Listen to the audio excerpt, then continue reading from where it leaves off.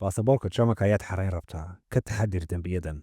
Waxaa jira dembiyo yar aad maanta samaysid, mar dambena caqabad kugu noqon karaa.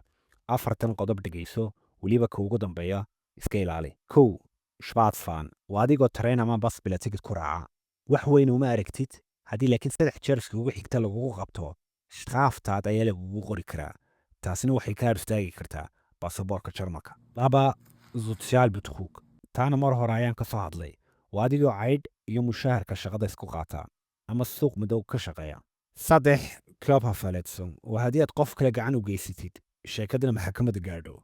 Haddii Körperverletzung lagu xukumo, baasaboorka weyn waa lagaaga hor istaagi karaa. 4.